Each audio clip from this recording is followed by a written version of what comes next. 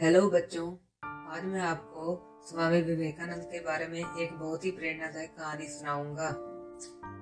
कहानी का टाइटल है घमंड कभी न करने का ज्ञान।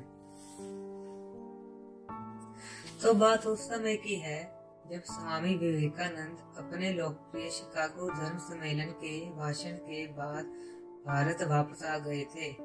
अब उनकी चर्चा विश्व के हर देश में हो रही थी। सब लोग उन्हें जानने लगे थे।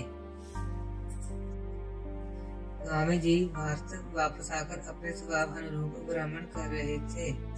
इस समय वे हिमालय और इसके आसपास के क्षेत्रों में थे। एक दिन वो घूमते घूमते एक नदी के किनारे आ गए। वहाँ उन्होंने देखा कि एक नाव है, पर वह किनारा छोड़ चुकी है। तब वे नाव के वापस आने के इंतजार में वहीं किनारे पर बैठ गए। एक साधु वहां से गुजर रहा था। साधु ने स्वामी जी को वहां अकेला बैठा देखा तो वह स्वामी जी के पास गया और उनसे पूछा, तुम यहाँ क्यों बैठे हुए हो? स्वामी जी ने जवाब दिया, मैं यहाँ नाव का इंतजार कर रहा हूँ। साधु ने फिर पूछा, तुम्हारा नाम क्या है?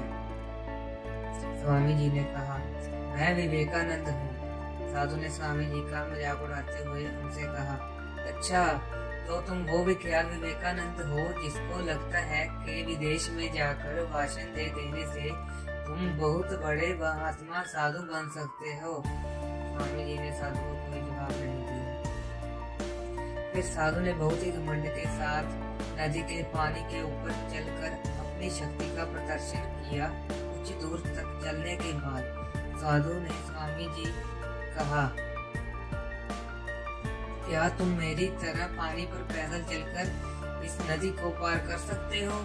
स्वामी जी ने बहुत ही आदर और विनम्रता के साथ साधु से कहा, इस बात में कोई शक नहीं कि आपके पास बहुत ही अद्भुत शक्ति है, लेकिन क्या आप मुझे ये बता सकते हो कि आपको ये असाधारण शक्ति प्राप्त करने में कितना समय लगा?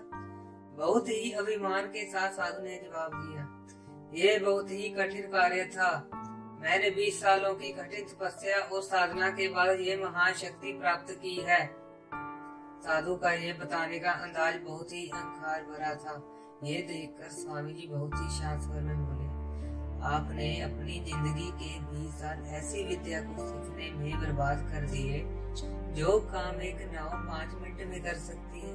आप ये 20 साल निर्धन बेसहारा गरीबों की सेवा में लगा सकते थे, या आपने ज्ञान और शक्ति का प्रयोग देश और देशवासियों की प्रगति में लगा सकते थे, परंतु आपने अपने 20 साल सिर्फ 5 मिनट बचाने के लिए व्यर्थ कर दिए। ये कोई बुद्धिमानी तो नहीं है। साधु सिर झुकाए खड़े रह गए और स्वामी जी नाव में बैठकर नदी के दूसरे किनारे चले गए। इस कहानी से हमें क्या शिक्षा मिलती है कि इस प्रकार के ज्ञान और शक्ति का सही प्रयोग आवश्यक है। किसी शक्ति को प्राप्त करके यदि हम उस पर घमंड करते हैं तो यह मूर्खता है। शक्ति का सही जगह पर सही इस्तेमाल करना ही वास्तविकता में बुद्धिमानी है। थैंक यू बच्चों।